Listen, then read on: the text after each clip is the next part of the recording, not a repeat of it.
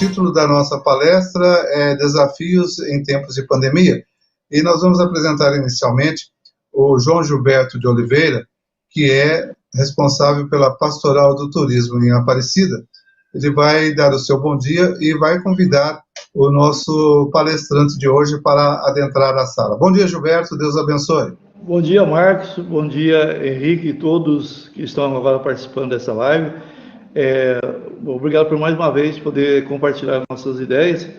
O objetivo da Semana Mundial é esse mesmo, da gente trocar as ideias, de fazer indagações, né? E hoje a gente vai ter um convidado muito especial que vai falar sobre aquilo que aflige o profissional guia de turismo no dia a dia. É com grande prazer que eu convido agora o senhor Henrique Dantas, né, que é o atual presidente da Federação Nacional dos Guias de Turismo, a FENAGETUR, que irá falar para a gente como que os profissionais em geral estão trabalhando e se portando durante essa pandemia, sendo que ficaram um bom tempo sem o trabalho. Bom dia, Henrique, seja bem-vindo. Bom dia, Gilberto. É um prazer, uma honra de estar presente no dia de hoje para compartilhar um pouco, né, justamente dessa situação toda que aflige o setor do turismo mundial, no Brasil, em todas as partes. E, de alguma forma, colaborar, por meio desse momento, da gente trazer uma palavra de conforto aos profissionais guias de turismo, mas também a todos os prestadores de serviços turísticos que são importantes, que fazem o turismo acontecer. Mas antes, Gilberto, eu gostaria de aproveitar esse momento inicial e agradecer pela sua indicação, tá certo? Foi muito importante a indicação que você fez ao Marcos Ivan. Então, gostaria de agradecer ao Marcos por ter compartilhado esse convite para que a gente possa conversar. Não só o Marcos também, mas como também a Masberger, né? A Edna Masberger, junto com o Marcos, que brilhantemente estão conduzindo esse evento que aproxima cada vez mais de todos os profissionais do turismo brasileiro e a sociedade. E a você, especialmente também, Gilberto, que você conduz aí também a Pastur, né? Que é a Pastoral do Turismo da Diocese de Aparecida. Muito obrigado mesmo. Sim, então, eu gostaria, assim, a primeira indagação que a gente faz agora é como que a Federação Nacional de Turismo tem, assim, apoiado as diversos estados, que a gente sabe que cada estado tem uma federação, né, uma organização dos guias, e dos estados tem as associações de guia. Como que é o trabalho da Federação Nacional nesse momento, assim, que é muito complicado para nós guias, ficamos sem serviço, né? Na verdade, Gilberto, todos nós fomos pegos de surpresa. A pandemia, quando decretada a partir de uma recomendação da Organização Mundial de Saúde, onde o governo brasileiro decretou o estado de calamidade pública, fazendo com que os estados brasileiros tomassem uma decisão de isolamento social, chegando a uma grande parte das cidades brasileiras ao lockdown. Isso, particularmente, atingiu a economia do país, do Brasil, mas, em especial, o turismo. O turismo porque o turismo é entretenimento, o turismo é lazer, o turismo é diversão. Então, as pessoas estavam impedidas, a partir daquele momento, né, de poder se deslocar. O turismo, acima de tudo, ele trabalha com duas situações que são motivações. A partir daquele momento, as pessoas já estavam totalmente desmotivadas, até pelo momento de insegurança, de incertezas que afligiam a todo mundo. E, ao mesmo tempo, o turismo é deslocamento, que também havia esse impedimento. Então, a situação que todos nós fomos pegos de surpresa, todos que fazemos parte da cadeia produtiva do turismo. E o guia do turismo ele é inserido nesse contexto. Ele é um, entre outros, prestadores de serviços que faz o turismo acontecer. Entre muitos importantes, mas um dos mais importantes, porque é ele que está lá na ponta. Na verdade, é ele que atinge as expectativas, é ele que consegue realizar os sonhos, né, daquele turista que, quando escolhe um destino para visitar. Então, no primeiro momento, a gente buscou, Gilberto, entender esse cenário, já que era um cenário que nunca, eu mesmo particularmente, nunca tinha passado, eu creio que grande parte das pessoas nunca tinham passado, uma situação inesperada, uma situação que nós não tínhamos um norte, não tínhamos como pensar de como conduzir tal situação. E aí a gente foi buscando entender a realidade de cada estado. Como você bem falou, a Federação Nacional dos Guias de Turismo, hoje, atualmente, eu estou representante, eu sou o gestor, o presidente da Federação Nacional dos Guias de Turismo, ela congrega todas as entidades sindicais. Quem são essas entidades sindicais? São os sindicatos em cada unidade federativa, né, do Brasil. Então, nós começamos a ouvi-los e compreender a situação em cada estado. A grosso modo, a necessidade era única, particularmente. Era justamente, como você citou, a falta de oportunidade, né, praticamente o trabalho que o guia de turismo, de guiamento que ele realizava, ele foi cessado por uma decisão governamental e se impedia de executar, de que ele pudesse buscar uma forma de sustentar.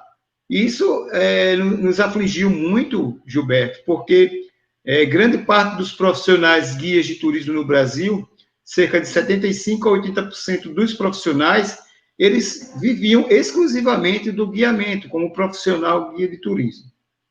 E nós, no primeiro momento, nós tentamos buscar um canal de diálogo com a própria entidade maior, a que gera o turismo no Brasil, que foi o Ministério do Turismo, para compreender quais seriam as medidas que o Ministério iria estar tomando.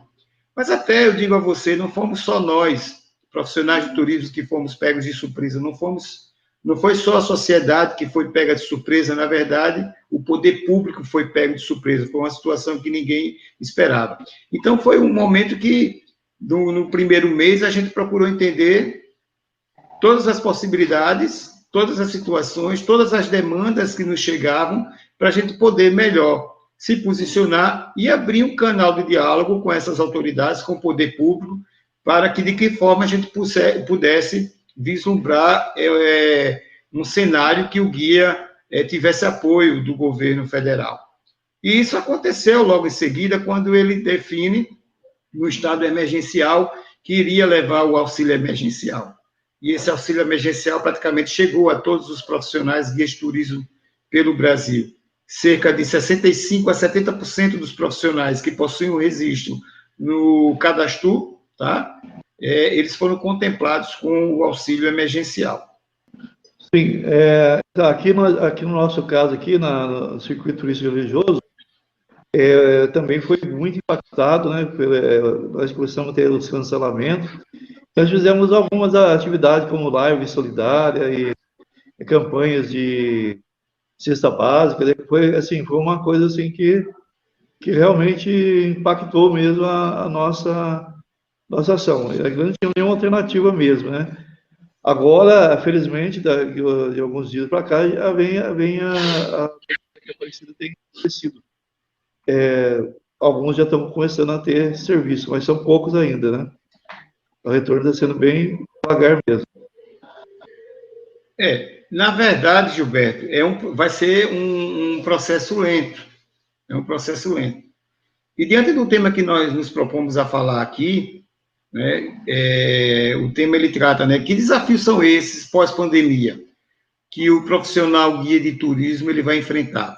Não só o profissional guia de turismo, mas eu afirmo para você, todos os prestadores de serviços turísticos, nesse primeiro momento, eles vão, sim, passar por uma série de dificuldades.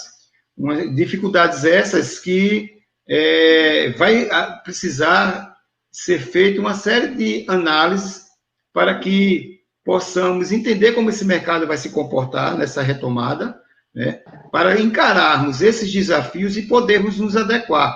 Nós temos que entender, Gilberto, que a pandemia, o isolamento social, foi uma crise. E quando essas crises elas surgem, ela direciona, ela muda rumos. Imagine que nós estávamos acostumados naquele ritmo de atendimento, de guiamento, fazendo o turismo acontecer, nós, como todos os outros prestadores de serviços turísticos, né? E, de repente, é mudado o rumo. Que mudança foi essa? Onde as pessoas foram obrigadas, lógico, para se resguardar, para cuidar de suas vidas, para não serem contaminadas, né? Para não chegar ao óbito, foi mudado esse rumo. Qual era o rumo? Ficar em casa. Então, o turismo foi impactado, mas praticamente vários setores da economia também sentiram. Então, quando nós nos deparamos diante de mudanças de rumos, essas mudanças de rumos, ela termina causando rupturas. E essas rupturas, né, são momentos, são situações que impedem de nós termos uma rotina, uma regularidade de trabalho, onde nos traz insegurança, nos traz incertezas, e que nós teremos que nos avaliar todo esse momento, para quê? Para que a gente possa se colocar diante desse novo momento que vai acontecer, dessa nova retomada, desse novo ressurgimento. Porque nós tivemos uma era antes pandemia, e nós vamos ter uma era pós-pandemia. Ela muda rumos, que ela causa rupturas, ao mesmo tempo, ela cria oportunidades.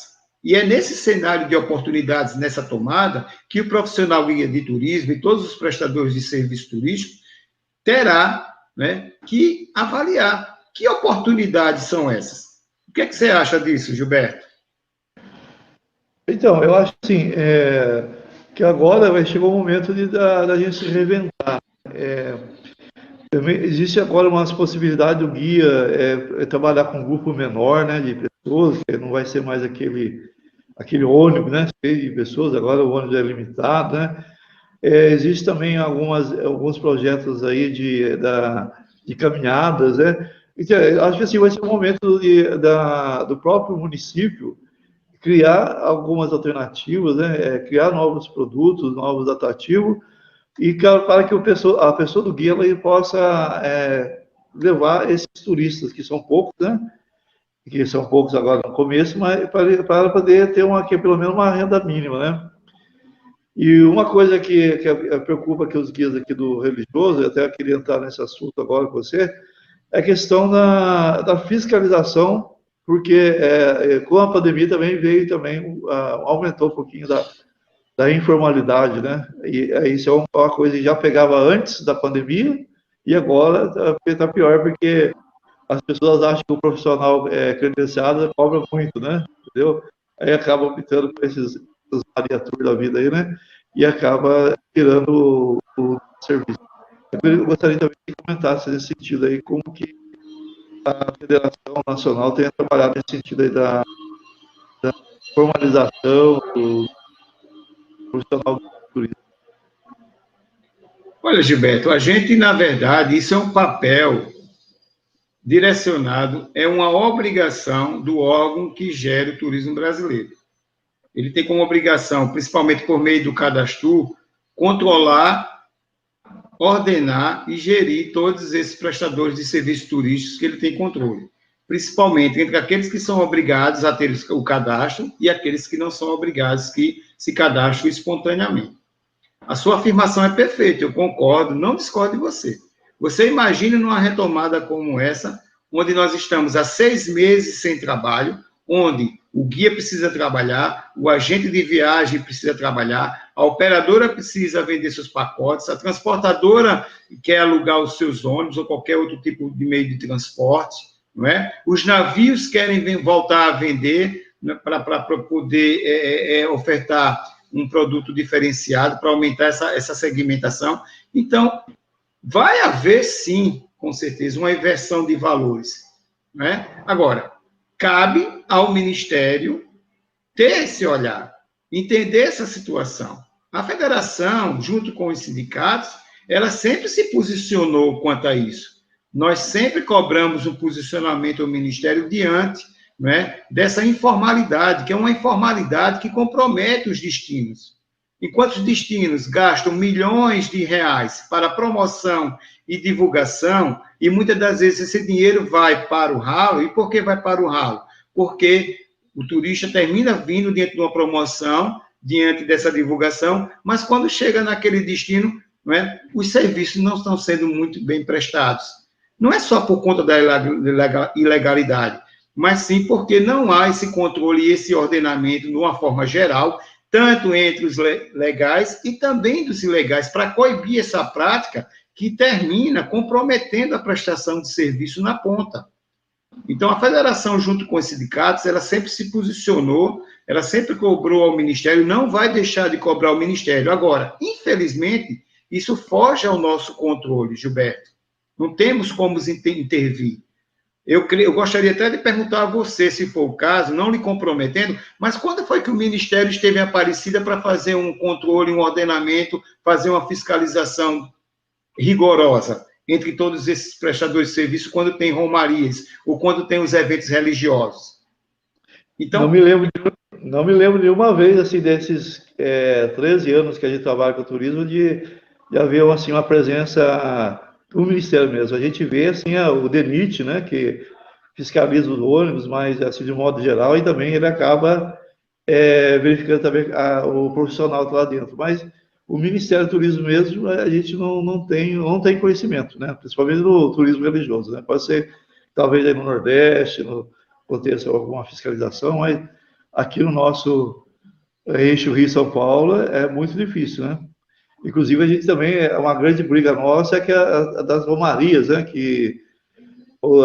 As paróquias que formam aquelas romarias, aqueles grupos de excursão, e também não se preocupa nada em colocar um profissional qualificado ali, né? Coloca uma pessoa da paróquia, um coordenador pastoral, ele vem de maneira informal e traz até alguns prejuízos, né, para a própria excursão, né, que acaba tendo uns transtornos, né, durante a viagem.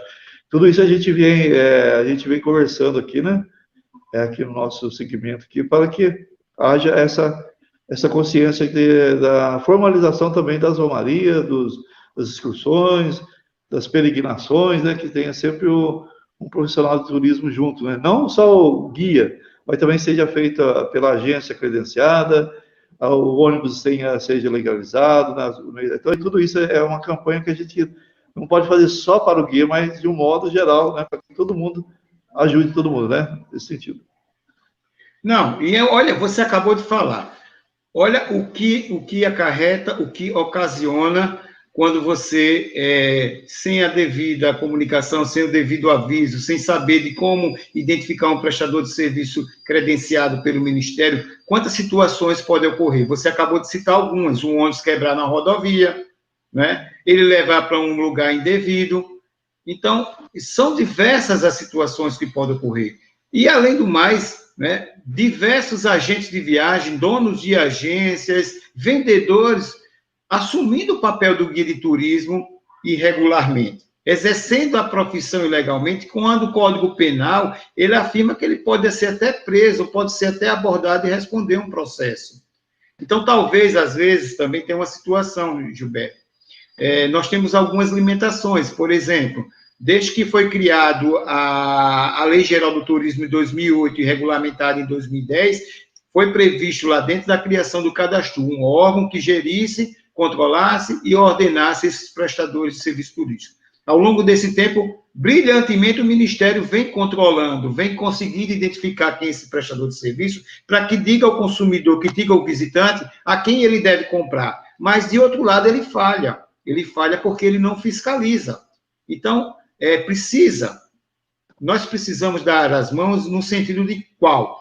Cada vez mais mostrarmos ao consumidor, mostrarmos ao turista, aquela pessoa que está interessada em visitar um destino, que ela só compre de prestadores de serviços credenciados, para ter uma maior segurança. Que ela visite o cadastro, onde no cadastro ela vai ter todos os hotéis que estão credenciados, todas as transportadoras que estão credenciadas, todos os profissionais, agências de viagem. Então, lá tem a informação. O que nós precisamos é levar a informação ao consumidor no sentido que ele precisa se resguardar, tá certo, dessa informalidade, que não é bom para ele, não é bom para nós prestadores de serviço e não é bom para os destinos. Teve uma pergunta agora há pouco, que foi colocada em tela, Do Contur, né? Exatamente. O Contur pode reivindicar a fiscalização. Não é papel do Contur. Agora, o Contur ele pode não reivindicar, ele pode ser um parceiro, ele pode cobrar, ele pode mostrar para o órgão delegado, porque nós precisamos entender a dinâmica. O Ministério tem o Ministério do Turismo e o Cadastro. O Cadastro ele está presente em todos os estados brasileiros, mas, na verdade, não é um funcionário do Ministério que está em cada estado brasileiro. Existe um acordo de cooperação técnica que é celebrado com o governo federal, com o Ministério do Turismo e o governo do estado. Então, cada governo do estado, na sua Secretaria de Turismo, cede uma sala e cede um corpo de pessoas, corpo técnico, para poder trabalhar e fazer esse papel junto com a gerência geral que está dentro do Cadastro em Brasília, no Ministério do Turismo. Então, diante dessa pergunta, o Contur pode reivindicar? Ele não pode reivindicar, ele não pode assumir esse papel, mas ele pode sim. O Contur é fundamental para que ele mostre ao Ministério, com todos os seus atores, que, por exemplo, a informalidade e a ilegalidade está atrapalhando o destino. Mas, para isso, nós precisamos ser formais, nós precisamos fotografar, nós precisamos fundamentar, nós precisamos justificar para fazer os devidos encaminhamentos. Quando nós fazemos os devidos encaminhamentos dentro de uma formalidade, o Ministério apura.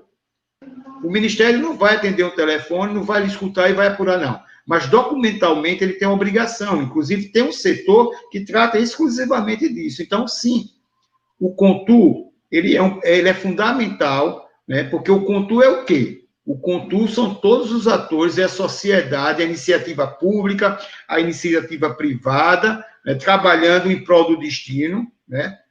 Para que o turismo aconteça e contemple todos, mas se há uma dificuldade, se há um gargalo que está sendo causado pela má prestação de serviço, pelos prestadores de serviço que não são reconhecidos, pela ilegalidade, pela clandestinidade, gente, o Contur é fundamental.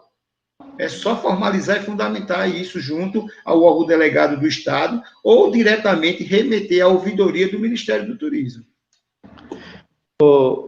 Henrique, eu gostaria de perguntar para você sobre essa atuação desses fiscais que foram contratados, foram concursados recentemente pelo Ministério do Turismo. Nós temos conhecimento de um aqui, Guia de Turismo, que pega uma região enorme, mas a gente não consegue ver a atuação deles, né? Não consegue ver o resultado da atuação deles.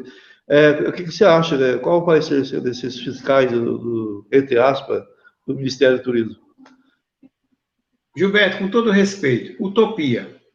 Você sabe quantos prestadores de serviços cadastrados existem no Cadastro, por meio do Cadastro?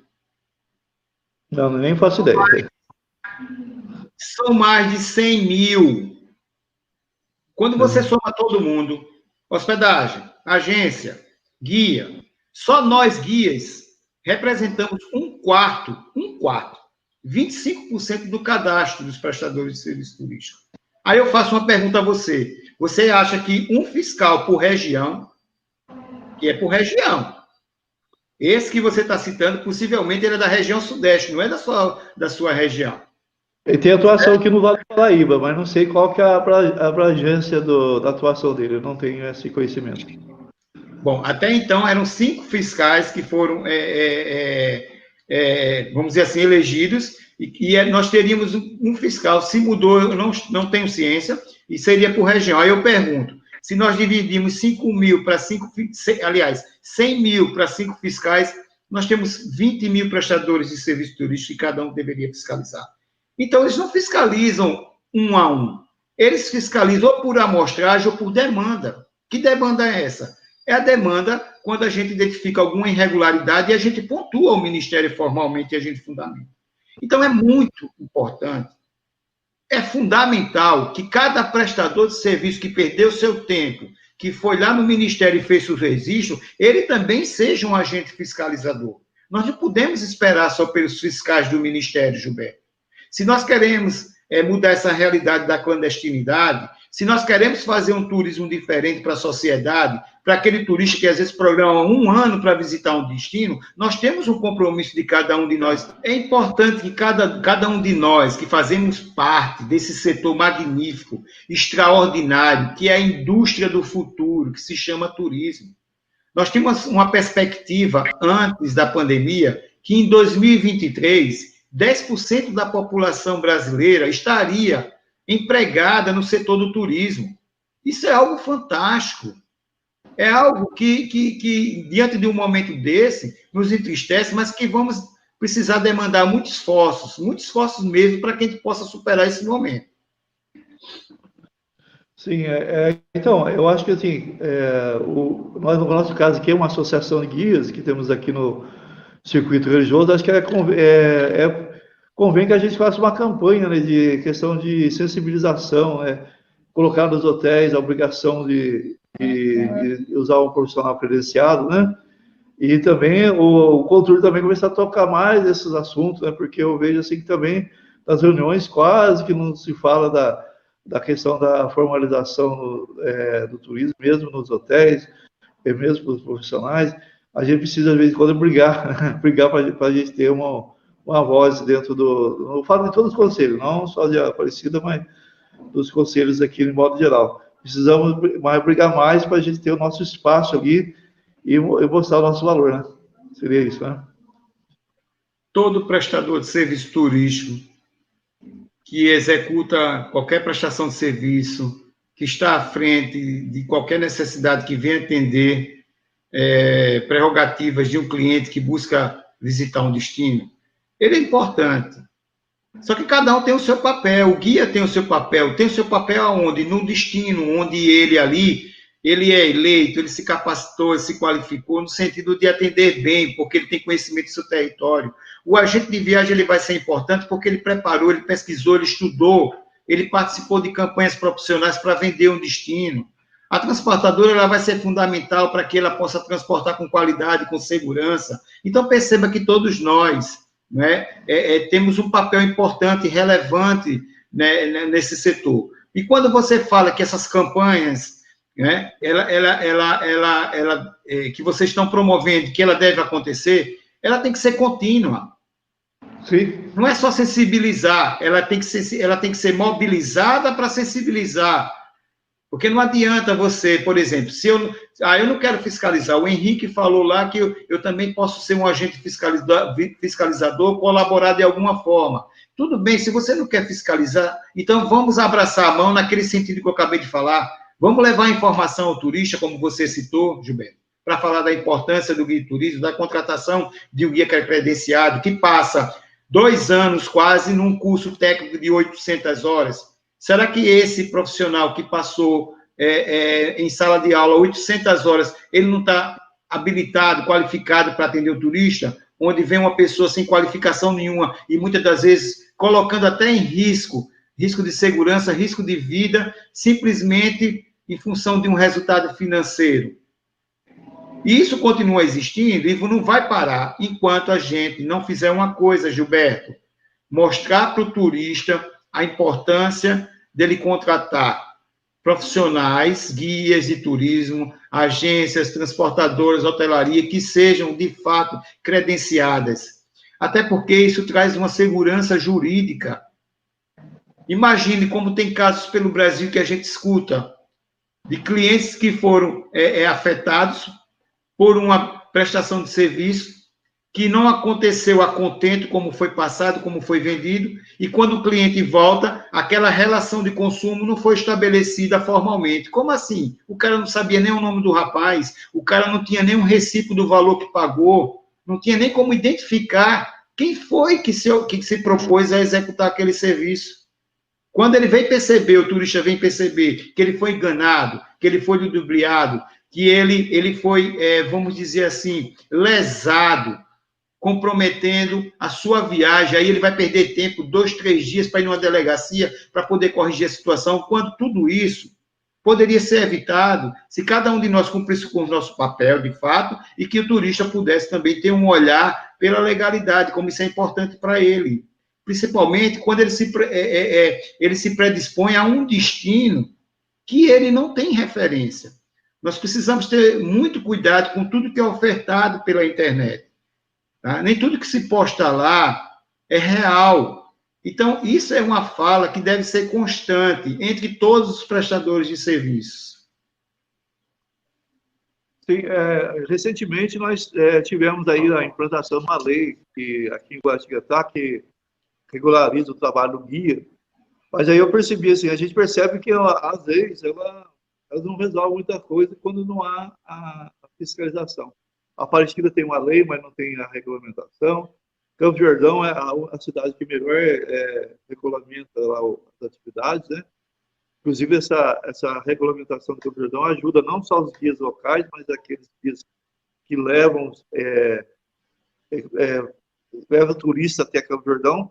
Então, eu vejo assim, a lei em si, no papel, não adianta muita coisa. O que precisa é que haja o empenho do profissional para que a lei ela seja cumprida e seja fiscalizada, né? É isso aí que a gente tem falado para os guias aqui de Aparecida. Não adianta, pode colocar umas 10 leis em cada município, mas se não tiver o nosso empenho, não adianta muita coisa, não. Pois é. Então, essa é a realidade enfrentada, diante do que você falou, é um fato que vai acontecer, é um fato que merece atenção, mas é um fato que, se a gente tiver um olhar mais crítico, se a gente souber se posicionar melhor, se a gente tiver argumento, que mesmo diante da ausência do Ministério do Turismo em fiscalizar, um bom profissional, ele consegue convencer da sua prestação de serviço. Agora, nós precisamos ter uma série de mudanças, que é o que eu gostaria de falar daqui a pouco, né? Que cenário é esse que nós vamos encontrar no futuro profissional guia de turismo? Será que eu vou precisar me reavalar? Será que eu vou precisar ter um comportamento? Será que eu vou precisar me ressignificar?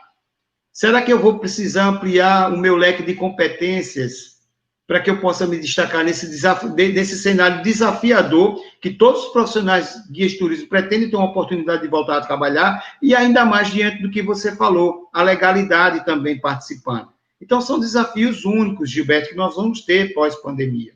E eu queria falar um pouco sobre isso, tá? Principalmente, gente, olha, essa questão da linha de crédito dos 5 bilhões do Fungetur, infelizmente, esse fundo que a gente intitula como Fungetur, ele só tinha lá entre seus critérios uma abertura para profissionais, para empresas que possuem CNPJ. Então, não era válido para o CPF. Inclusive, os sindicatos, inclusive, participaram de reuniões, de reuniões remotas que nós tivemos diretamente com o Ministério. Isso foi esclarecido pelo Ministério, que, infelizmente, não haveria condições do dinheiro do Fungetur chegar à pessoa física, porque era uma regra, um entendimento jurídico do próprio Fungetur que estabelecia isso, que o dinheiro seria destinado apenas a quem possuísse CNPJ. Então, a única forma do guia ter acesso era se transformando em MEI para ter o CNPJ, tá? Bom, Gilberto, eu queria trazer aqui algumas situações, você me permite, você quer colocar alguma coisa? Não, no momento não, eu vou acompanhar a sua explanação aí, para a gente poder... Olha, eu disse aqui há pouco para vocês, Gilberto, e para todos que estão nos acompanhando, né, que a crise, ela muda rumos, né, ela traz novos direcionamentos, ela causa rupturas, mas também ela cria oportunidades. Então, é nesse cenário de oportunidades que os guias de turismo e todos os prestadores de serviço turístico têm que compreender. Nós temos que entender uma coisa. Antes da pandemia, algo já vinha mudando. O que é que vinha mudando? O perfil do consumidor. Nós vimos nesse processo que tudo era mais estático, mais lento. O turista antigamente, quando queria comprar um pacote, ele ia onde? Ele ia numa agência, né? Que diante de pacotes já preparados pelas operadoras ali, o agente de viagem esclarecia, trazia todas as informações, fazia sua venda, e isso era direcionado para o destino, onde lá no destino ele teria diversos prestadores de serviços, como agência receptiva, como meio de hospedagem, né, como o próprio profissional para executar aquele serviço. Ao longo do tempo, antes da pandemia, tudo isso foi mudando. Que mudança foi essa? A tecnologia, onde hoje, dificilmente o cliente, por exemplo, vai a uma agência de viagem comprar uma passagem. Onde hoje, praticamente, tá certo? O cliente, quando busca um hotel diferenciado, ele não vai numa agência. Ele busca tudo aonde? Na internet, na palma da mão. Ou seja, essa informação, ela ficou mais ágil, ela ficou mais dinâmica, ela ficou mais flexível. E isso a gente já vinha sofrendo uma resistência de adaptação. E com a pandemia, isso fez nos enxergar que nós estamos diante de situações onde haverá necessidade, tá certo, de uma nova compreensão, de um novo olhar. O próprio consumo, ele vai ser diferente. Ele será mais consciente. As pessoas ficaram 6 meses em casa, onde elas perceberam que grande parte de dinheiro que se gastava com futilidades, ela percebeu que ela ficaria sem essas futilidades. Ou seja, o isolamento social, ela trouxe uma série de reflexões, né? Mas, ao mesmo tempo, ela vai trazer, como eu venho dizendo para vocês, uma série de oportunidades, tá? Então, se eu já percebo que esse consumo, que esse cliente, ele já mudou o perfil dele, que ele, inclusive, vai ser um cliente mais exigente, que esse consumo vai ser mais consciente, então eu preciso me adequar a tudo isso, né? É como se a gente vai surgir uma nova economia, e vai ser uma economia da objetividade. Eu vou para um lugar, eu vou fazer isso, mas eu já vou elencar uns critérios onde eu vou querer fazer isso, vou fazer aquilo. Ele mesmo vai moldar, ele mesmo vai ser mais objetivo, ele mesmo vai ser mais criterioso diante disso. E por que eu estou falando tudo isso para vocês? Porque haverá uma necessidade desse novo posicionamento do profissional guia de turismo. Haverá necessidade de um novo posicionamento no mercado para atender esse novo perfil, né? Onde ele já adequou uma série de situações em busca de serviços e também diante de um novo desafio, de uma nova realidade cheia de protocolos. Então, a primeira coisa que eu creio que o guia tem que realizar diante desse momento de pandemia, que as pessoas estão achando que nós já enfrentamos a pandemia, que nós já superamos a pandemia, e a ciência constantemente vem mostrando isso, que ainda não acabou. Nós não chegamos nem perto do final. A vacina ainda está sendo desenvolvida, onde está havendo uma série de aberturas, né? Os isolamentos findando em alguns estados brasileiros, e as pessoas achando que a vida não é tão importante, voltando a ter uma série de atitudes cotidianas que tinha antes. Ele vai ter uma coisa que é muito importante, ele se autoconhecer. Se ele não se autoconhecer para enfrentar esses desafios, se ele acha que todas as atitudes, pensamentos que ele já tinha antes da pandemia, eles vão continuar o mesmo, esse próprio profissional, ele vai sofrer um pouco para poder se adequar. Então, ele vai precisar de quê? Ele vai precisar de rever os seus posicionamentos. Se eu me conheço, enxergo esse cenário de desafios, eu começo a fazer uma série de questionamentos que podem me levar a posicionamentos. Porque aquele profissional, seja guia de turismo ou prestador de serviço turístico, que achar, que entender que tudo vai continuar do mesmo jeito, é uma visão equivocada, completamente equivocada. E isso, querendo ou não, vai impactar, de alguma forma, na tua prestação de serviço, na execução disso. Então, as atitudes e crenças, elas deverão ser reavaliadas. Essa é a hora, é o momento. Porque pode ser que encontre a vacina daqui a 6 meses, daqui a 4 meses, daqui a 3 meses, e você não fez essa reflexão. Porque mesmo existindo a vacina, vocês acham que nós vamos ter o normal de antigamente? Não vamos ter. Principalmente em atividades comerciais de todas as naturezas. Então, pessoal, essa é a discussão que sempre acontece a respeito dos direitos, dos deveres dos guias de turismo, que são profissionais formados, habilitados, capacitados, com 800 horas, como disse o Henrique. Tá, então, vamos colocar os 2 questionamentos da Regiane Oliveira, que eu gostaria que você, então, ficasse à vontade para responder a ela. Logicamente, deve ser a questionamento de muitos profissionais. Inclusive, ela falou, por favor, responda na live. Então, está aí, ó. Já, sim, a primeira nós já respondemos a ela, que nós interferimos diretamente no Ministério do Turismo, questionamos que o guia teria que ser contemplado pelo o CPF com algum auxílio que fosse além do auxílio emergencial, uma linha de crédito que fosse facilitadora, para pagar com a taxa de juros bem baixo e com um certo tempo, No entanto, como eu frisei no primeiro momento, o FUNGETU não atendia CPFs, apenas CNPJ. Isso nós temos entendimento sindicatos.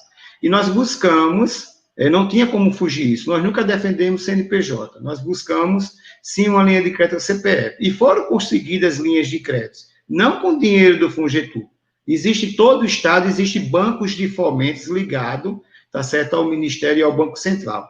E muitos estados conseguiram linha de crédito. Só para você ter uma ideia, no Paraná, se não me engano, em Foz de Iguaçu, tinha linha de crédito que você não pagava nem taxa de juros, para pagar isso em 6 a 8 meses. Então, alguns estados, alguns sindicatos, eles conseguiram, sim, aproximar desses bancos de fomentos, né, que tiveram dinheiro, acesso também do FUNGETU, e que buscaram atender à necessidade do guia de turismo que tinha CPF.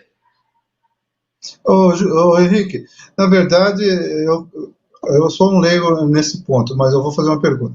É interessante o guia de turismo ter a sua associação de representação, a associação de classe, ter a sua posição junto, talvez, a um sindicato, para que também interaja mais diretamente, as diretorias interajam com a federação, para que o discurso seja uníssono. Seria mais ou menos isso?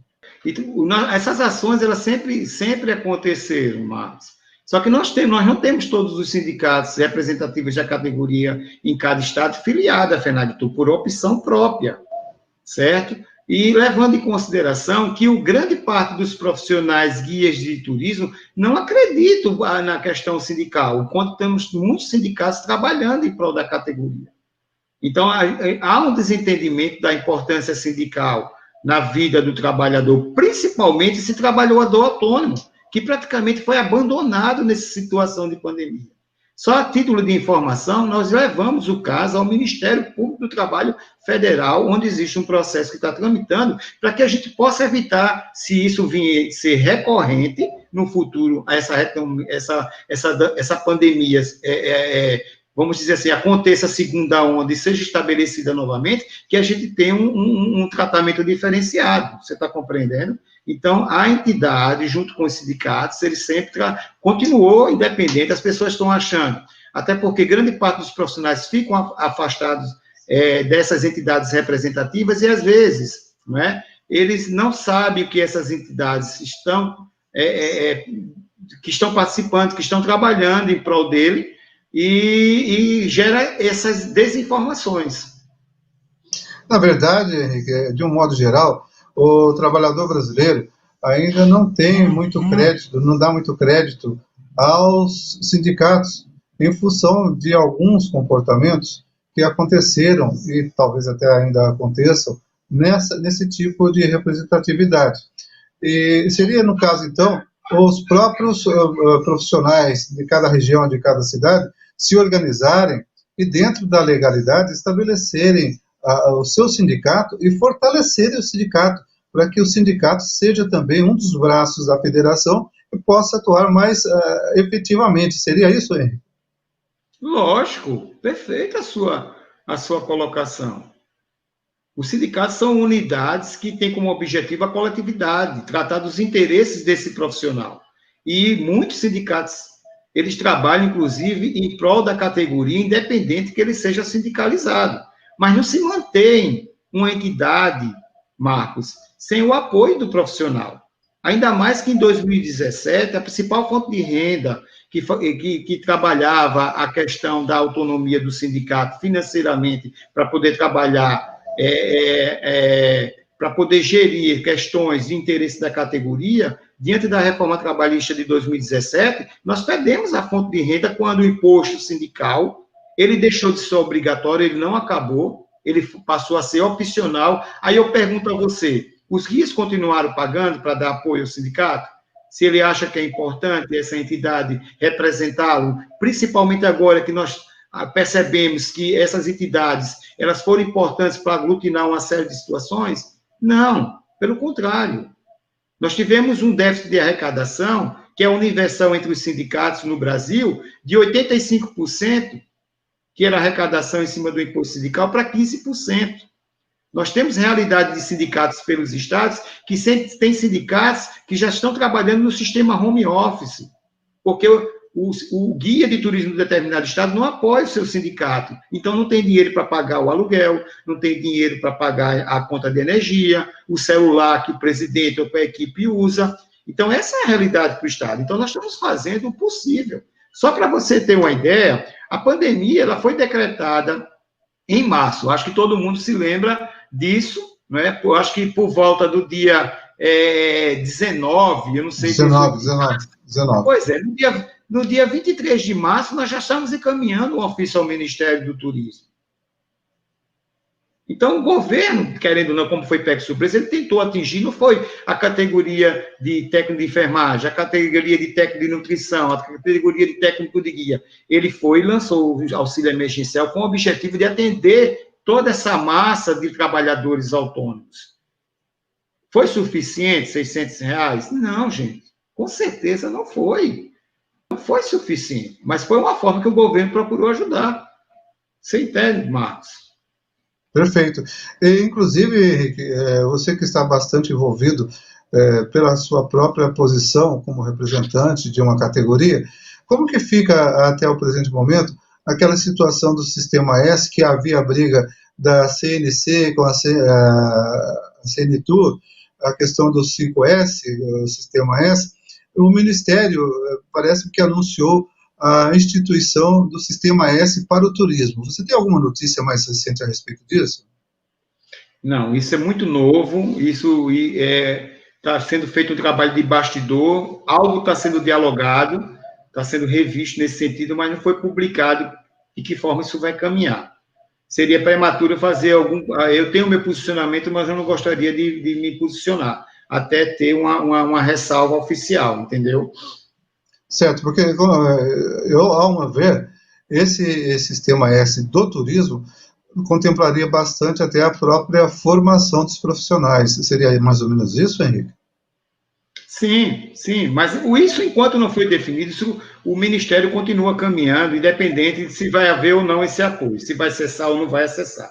Está entendendo, Marcos? Por exemplo, eu gostaria até de falar para você agora que a federação, desde o momento que nós iniciamos esse novo ciclo, uma jornada dessa atual mesa diretora que aconteceu em novembro de 2017, nós já enxergarmos esse cenário de mudança que o mundo estava passando, que o Brasil estava passando tecnologicamente falando, e nós não conseguíamos enxergar uma forma que não fosse por meio da qualificação que a gente poderia mudar essa realidade ao profissional guia de turismo. Então, desde 2018, com o setor de qualificação do Ministério do Turismo, nós buscamos, não é, abrir esse canal de diálogo para mostrar ao Ministério que esse profissional, que apenas com o curso de 800 horas que vai para o mercado de trabalho, não é só suficiente, ele precisa continuar sendo qualificado, ele precisa continuar sendo aprimorado constantemente.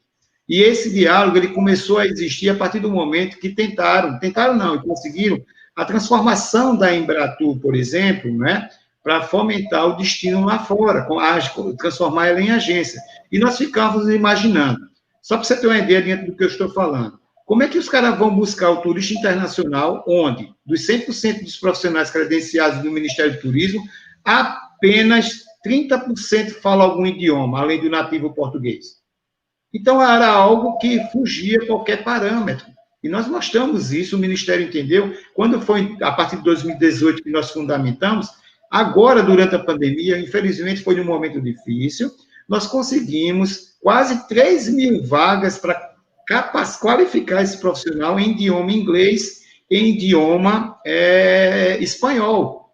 Então, nós vamos dar aí uma injeção, uma carga, né, ampliando um maior número de profissionais falando em idioma inglês e idioma espanhol. E já estamos agora em fase de conclusão junto ao Ministério, que desde a Lei 8.623 de 93, que regulamenta a profissão de guia de turismo no Brasil, ela fala da especialização do guia do turismo em atrativos naturais e culturais. Nós conseguimos mais 2 mil vagas quando esse curso vai ser contemplado. Você tem noção, Marcos, de quantas unidades de conservações federais, estaduais e municipais nós temos pelas 5 regiões do Brasil? É um número infinitamente, e nós não temos profissionais preparados. Você sabe quantos bens tombados nós temos apenas pelo IFAM, pelo Brasil? E nós não temos profissionais preparados para conduzir nesses ambientes, com exceções de alguns profissionais que se dedicam mais, que procuram se especializar. Eu não estou aqui dizendo que não haja. Há sim, mas é um número infinitamente pequeno e nós queremos levar uma proporção, transformar esse profissional de turismo, mostrar a importância que ele tem, não é, na atividade turística do Brasil. Por todo esse elenco de atrativos naturais, a demanda ainda é reprimida. Você mesmo confirmou, porque não existem profissionais especializados. Uma das grandes colocações que nós ouvimos às vezes em alguns passeios que nós fazemos, nós buscamos sempre cobrir algum evento numa cidade ou na outra por conta do nosso trabalho focado em turismo e cultura. Um dos questionamentos que às vezes acontece é quanto à remuneração do guia de turismo. Existe, logicamente, uma tabela, uma especificação de custos. Você considera que fugir dessa tabela para cima ou para baixo seria um ato desleal para o próprio camarada que está fazendo esse deslocamento de valores? Olha, qual é a orientação nossa? Que os sindicatos pelos estados, em assembleia, construam coletivamente esse tarifário, onde todos têm a oportunidade de participar, de opinar e chegar a um denominador de cada serviço, de acordo com cada serviço, um valor. Agora, nós temos, todos os sindicatos têm uma tabela de referência. Agora, garantir que aquele profissional, por exemplo, vai honrar com o que foi estabelecido em assembleia, onde tem uma grande maioria que entendeu que aquele valor seria o ideal para ser aplicado no mercado de trabalho, isso nós não temos como controlar, Marcos. Agora, isso acontece constantemente. Vou dar um exemplo clássico. Aqui em Alagoas, onde eu atuo também como guia turístico. Eu sou presidente da federação, sou professor do SENAC, mas também trabalho com guiamento em Alagoas, certo? Nós temos uma tabela de referência que a diária, dependendo da quantidade de horas dia, em Alagoas, é entre 300 e 350 reais. Aí, se você me perguntar, mas tem gente que faz por menos? Tem. Mas por que esse cidadão faz por menos? Porque o profissional, Marcos, o verdadeiro profissional, que ele não ficou atento apenas ao curso de 800 horas. Ele se especializou na leitura arquitetônica, ele se especializou no avistamento de aves, ele se especializou no atendimento mais 60, que é o turista idoso, que é o turista do futuro. Você acha que esse cara tem condições de baixar o valor? Ele se autovaloriza. Agora, chega um profissional que não tem competência quase nenhuma, apenas as 800 horas, e que boa parte de cursos que vem pelo Brasil está já no sistema EAD, ou semipresencial, EAD com a parte presencial, onde ele termina não sendo qualificado devidamente, porque muitas instituições de ensino não buscam preparar o profissional, ele busca só uma questão de ordem financeira, tem um curso, mas será que tem um corpo técnico preparado para dar esse curso e formar esse profissional? Então, isso é questionável, mas isso foge ao nosso controle. Porque para uma instituição de ensino ofertar um curso, basta ele ter uma chancela do Conselho Estadual, da Secretaria de Educação do Estado. E quem fiscaliza isso? Recai, né, analogamente falando, a mesma situação que o Gilberto falou, entre os prestadores de serviços turísticos. É uma situação parecida. Então, esse profissional, que ele sabe que se ele não fizer uma tarifa menor, que ele não tem a competência que o cara que cobra 300, o guia que cobra 300, 350 reais na diária, ele faz por menos. Nós já chegamos aqui a abordar um ônibus onde o cliente disse que estava pagando ao guia 150 reais. Se você vai fazer um serviço de 10 horas por 150 reais, você está ganhando 15 horas. Agora, onde é que está toda a questão nesse sentido? Nós temos quem faça por 150 e temos quem pague. Um agente de viagem, um coordenador de viagem, um operador de viagem que paga 150 reais a um profissional com a credencial no peito, ele não está querendo que aquele cara interaja com o grupo, ele não está pensando em segurança, ele não está pensando em qualidade de serviço, porque esse profissional não dá isso, Marcos. Então, perceba que são relações de interesses, né? E que vai também para uma ordem econômica e social. Nós não temos serviço aqui, por exemplo, para os 700 guias que tem em Alagoas. Então, termina gerando uma concorrência, certo? Onde hoje, para você ter uma ideia, o estado de Alagoas é o primeiro estado mais denso do Nordeste e o quarto do Brasil, ou seja, muita gente no território, e quando a pessoa não tem outra coisa para fazer, ele migra para o turismo. Então, cada estado tem uma situação diferente. Aí você vai para um estado como São Paulo, como Rio de Janeiro, onde o profissional se valoriza, onde ele cobra a diária dele cheia, mas ele presta um serviço à altura. E quem vai com excursão sabe, né, que vai ter um atendimento à altura conforme o valor que é acordado. Perfeito, Henrique. Esse questionamento realmente acontece porque vem exatamente ao encontro daquela fala do Gilberto das famosas Maria Tour. E é meio complicada essa situação. Logicamente, há necessidade, como nós já frisamos aqui, também você assinou embaixo, do melhor entrosamento, do melhor os guias se firmarem na profissão, para que o retrato dessa situação de profissionalismo, de responsabilidade, de proposta de segurança, de proposta de maior conhecimento do atrativo, de o turista não correr o risco, por exemplo, de ir em qualquer meio de hospedagem, qualquer meio de alimentação. Isso é preciso realmente que haja essa consciência do associativismo, não em termos de todo mundo, digamos, praticar o mesmo discurso de o outro fazer, mas dentro das individualidades, haver esse corporativismo para que realmente funcione a integração dos guias de turismo. Eu penso assim, Henrique. Você eleva por cima, você nivela por cima. É formação de cartel. Não, gente, não se trata de formação de cartel. Se trata de investimento que aquele profissional faz, buscando se qualificar, se preparar para dar uma desenvoltura ao seu trabalho diferenciada, com comprometimento. Imagine que esse cliente, esse turista, esse visitante, que chega num destino, ele chega cheio de expectativas, Marcos. Então, o verdadeiro profissional, a primeira coisa que ele faz é entender expectativas. Ele não sai ofertando tudo ao cliente com o objetivo único, exclusivo, de ter um retorno financeiro no final do dia. O verdadeiro profissional, ele entende a expectativa, ele analisa tudo que o cliente programou, tudo que ele sonhou, e ele tenta encaixar isso diante do território que ele conhece.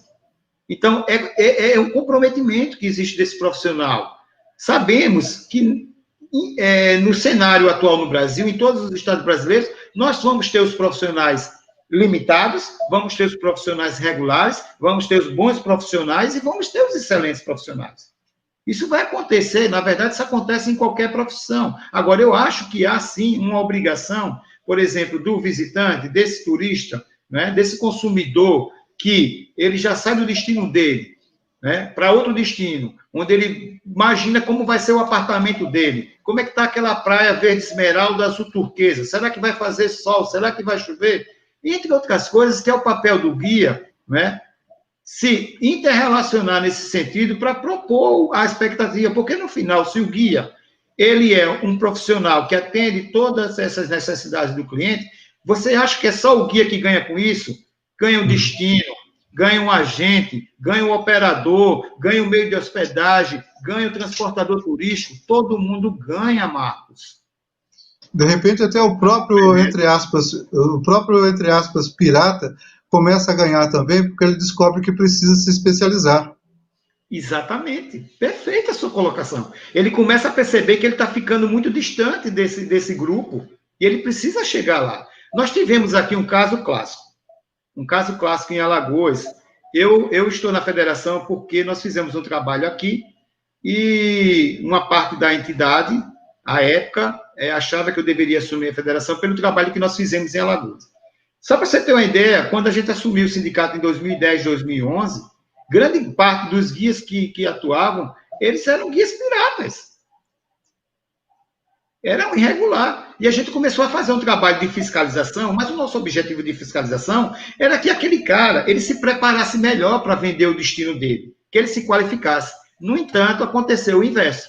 Ele não estava preocupado em se qualificar. Ele estava preocupado em ter a credencial para driblar a fiscalização. Então, isso é muito triste, o pensamento e o olhar. E é mais triste ainda quando a gente vê um órgão, o órgão maior, o órgão que gera o turismo no Brasil, ser omisso diante dessa situação. Esse trabalho que nós fizemos em 2011, o cadastro daqui de Alagoas, ele tinha em 2011, só para se dar um exemplo, uma coisa tão sucateada, 8 funcionários. Hoje, o atual presidente do Sindicato de Alagoas vai bater na porta do cadastro, só tem um funcionário e o cara ainda diz assim, olha, não tem combustível não, tu vai ter que me pegar em casa. Essa é a realidade que a gente quer para o turismo brasileiro diante dessa situação de retomada, onde nós vamos ter um cliente, independente do cliente estar exigente ou não, mas nós temos um compromisso de mostrar que o destino está preparado em todos os sentidos? Não sei, fica aí o questionamento para se refletir. Independente de fiscalização, Marcos, eu acho que cada ator, que cada prestador de serviço, que cada profissional que atua no setor do turismo, ele tem que ter um comprometimento, independente de estar antes da pandemia, durante a pandemia, após a pandemia. Agora é maior, vai ser mais exigente, vai ser mais, mas vai ser uma forma justamente de a gente mostrar a nossa importância, porque vai ser um momento de superação, não só da informação, não só do preparo técnico profissional, mas de atender os anseios desse cara que está querendo viajar, porque não aguenta ficar mais em casa. Ele está querendo viajar, mas ele acredita que o destino que ele vai escolher é que as pessoas estão preparadas. E eu já estou percebendo, a grosso modo, que as pessoas já estão cumprindo com os protocolos. Então, é complexo isso. Da mesma forma que você pode contaminar um turista, o turista pode vir contaminado e contaminar uma cidade. Não é verdade? É verdade. Você disse uma palavra-chave interessante e importante aí, comprometimento. O profissional de turismo realmente precisa, como você mesmo disse, estar comprometido não só com o próprio desempenho, mas com o desempenho do grupo, da categoria.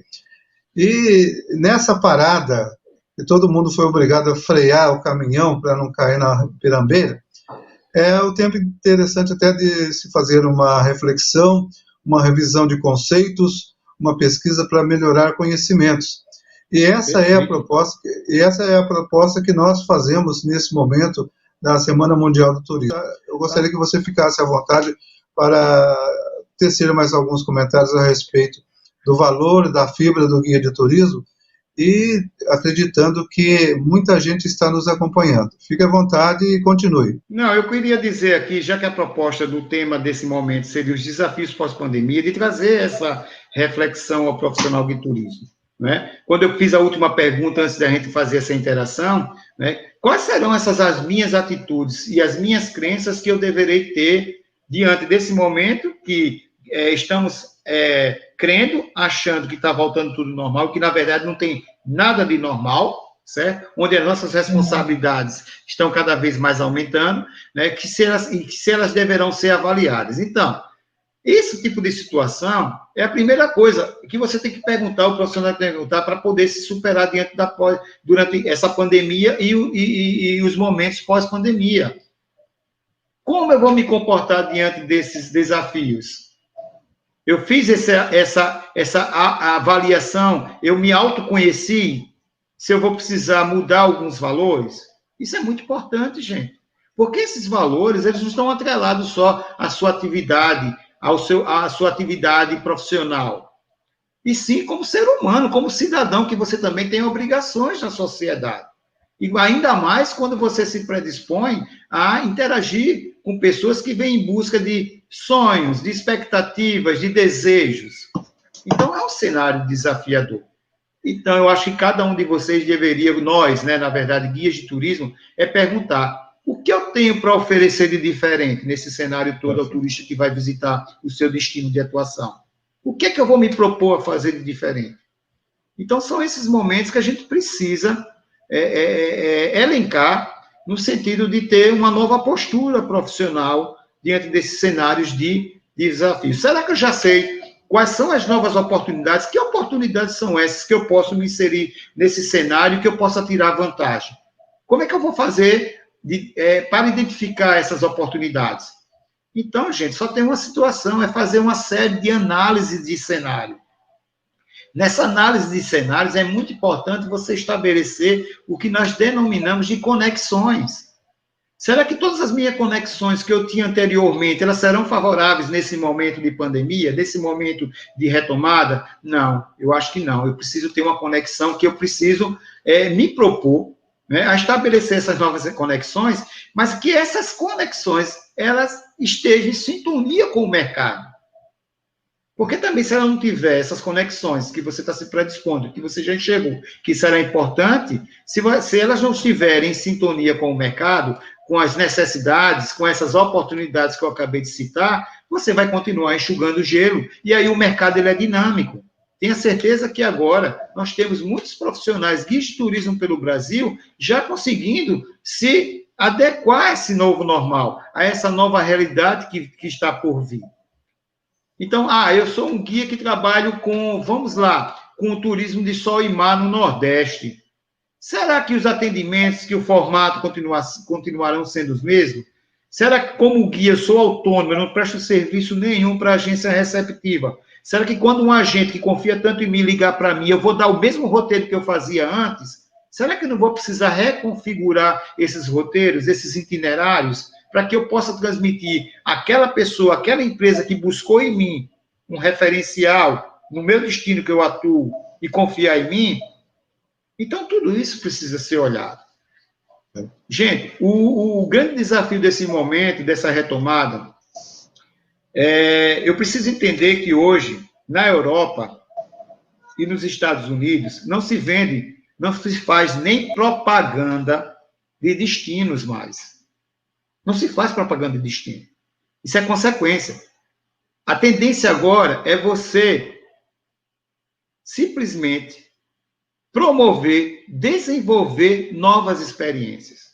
O que está chamando, nesse novo perfil do cliente que eu falei lá, desse novo perfil do consumidor, que no final é o turista, é o visitante, ele, com a questão da mobilidade, onde ele pega um carro por um dispositivo móvel, chama um carro, ele não quer ficar numa praia mais 8, 10 horas, como a gente fazia antigamente.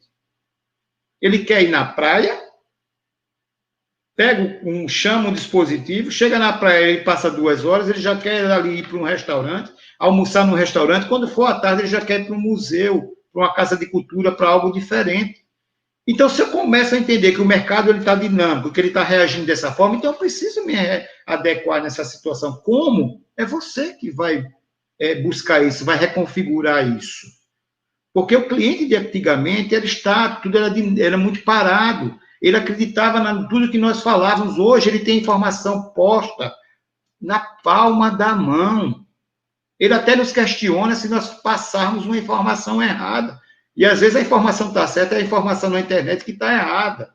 Então, olha quantas situações que hoje mexem com o trabalho do profissional guia de turismo. Né? Então, eu preciso agora entender que, por exemplo, se eu atuo em Maceió, o Henrique vai mandar um monte de foto de Maceió. Posso até mandar um monte de foto de Maceió. Mas não é o Maceió que faz diferença. São as experiências que acontecem em Maceió. Então, se você é um guia que está antenado, que já acompanha o desenvolvimento, você é um guia atualizado, que você está sempre acompanhando as notícias, se a tua cidade ela é forte na gastronomia, por que eu não criar um tour gastronômico diferente? Será que eu não posso me adaptar a criar um tour, um roteiro histórico-cultural para fugir um pouco do sol e mar, ou vice-versa? Então, tudo isso se faz necessário nessa análise de cenário de novos posicionamentos. Agora, vai ser muito importante ao profissional guia de turismo que, se ele não tinha esse hábito, é necessário. E isso é urgente, é ter um hábito digital. Se você não tem um hábito digital, cada vez mais vai ficar difícil. Só se você tiver uma boa rede de contatos e fora o digital você tiver essas conexões muito bem estabelecidas, muito bem claras. Mas, caso contrário, não. Porque hoje, a empresa de profissional que não estiver na rede mundial de computadores, ele deixa de oportunizar, ele deixa de se destacar, ele deixa de trabalhar automaticamente. E não é porque você não quer fazer, é porque estão vindo outros e que estão entendendo que a rede mundial de computadores ela é importante para divulgar e promover o seu trabalho. A sua empresa, se você tiver meio. Só para vocês terem uma ideia, executivas que têm empresas não estão preparadas para a transformação digital. Então, vocês imaginam que cenário de oportunidades não tem aí? Eita, meu Deus, eu sou uma delas. Não, até amedronta, mas será que você não está... Por que você não chega por outro viés, não chega com outro olhar, que é uma oportunidade? Deixa esses 80 continuar lá, que eu vou lá aqui, ó, e vou entrar agora nisso. Então, é muito importante que cada ator, inclusive o profissional de turismo, ele esteja atenado a essa série de mudanças, série de novos posicionamentos, que ele possa estar antenado no sentido de acompanhar o que é que está mudando e tentar se adequar da melhor forma, né, para poder superar esse momento que nós não estávamos preparados, né? O turismo, é muito importante que vocês entendam numa questão macro, o turismo ele é sistêmico. Se a saúde não estiver bem, se a segurança não estiver bem, se a educação não estiver bem de um país, de um estado, o turismo não acontece, porque isso afeta as pessoas. Então, Marcos, era isso que eu queria, nesse último momento, passar para os guias desse cenário de desafio que nós temos e, quem sabe, a gente ter esse profissional entendendo esse cenário de mudanças, encarando desafios no sentido de ele se readequar nesse novo mercado de trabalho, para que a gente possa, junto com todos os outros prestadores de serviço turístico, a gente possa dar uma guinada, a gente possa dinamizar o turismo, porque, na verdade, isso não é uma fala minha, isso a gente escuta todos os dias. A grande tendência atualmente no turismo vai ser aonde? O turismo regional. Então, tem pessoa melhor do que você que conhece o seu território, de tentar se transformar aproveitando esse momento? Eu acho que é um cenário de oportunidade, sim, mas a gente precisa se engajar. Todos nós precisamos entender que nós precisamos superar alguns obstáculos para podermos nos transformar diante desses desafios. Perfeitamente. Ô, Henrique, eu tenho uma mensagem aqui do Fábio, que é guia de turismo, aliás, um espetacular guia de turismo aqui de Pindamonhangaba. Ele é servidor público no departamento de turismo e, digamos assim, que é a mola mestra desse departamento, porque ele conhece tudo, ele desenvolve roteiros e está sempre atento. Ele manda um abraço a você, cumprimentando-o pelo esclarecimento sobre valores do profissionalismo e dos guias de turismo em si, e diz assim: somos responsáveis por sonhos e expectativas do turista, pois temos que propor experiências diferenciadas para que ele volte e fale deste momento que viveu. Eu acredito que é exatamente essa mensagem que nós gostaríamos de colocar nesse momento, porque você, atendendo ao convite, você atendeu também a uma expectativa nossa de trazermos a proposta de conversa com os profissionais da categoria, esclarecendo e, até certo ponto, motivando para que continuem participando de encontros como esse. Aliás, por vocação do Canal 39, nós trabalhamos com turismo e cultura. Deixamos aberto aqui para a federação, para o Henrique também, enquanto pessoa, os canais para, num próximo momento, numa próxima oportunidade, trazerem notícias sobre o guiamento de turismo profissional no Brasil e também no exterior. Henrique, a nossa gratidão, o nosso abraço, o nosso afeto. Não, Marcos, só temos a agradecer a toda a equipe, parabenizar pelo evento. Eu não tive na quarta, ontem eu assisti a uma palestra do turismo religioso, acompanhei a palestra na parte da manhã, e foram fantásticos, e pretendo dar continuidade hoje e amanhã acompanhando aí. Percebo que é um sucesso. Inclusive, seria interessante que os guias de turismo do Brasil tivessem a oportunidade de estar acompanhando essas palestras, porque tem inovações, tem novos cenários que estão sendo comentados, que estão sendo promovidos nessas palestras. E eu enxerguei uma série de possibilidades. O Rubi e o Sidnésio, né? Foi uma palestra fantástica que abre qual é o destino, qual é o município que hoje, né, não tem a questão religiosa estabelecida no seu território. Isso traz um novo olhar, traz um novo viés. Parabenizo imensamente, né, pelo evento. Eu deixo a palavra a todos os profissionais de turismo. O Henrique, fica mais uma vez o reforço do nosso agradecimento, Infelizmente, eu acho que foi realmente a sua bateria que caiu, porque começou a ficar mais escura a sua imagem.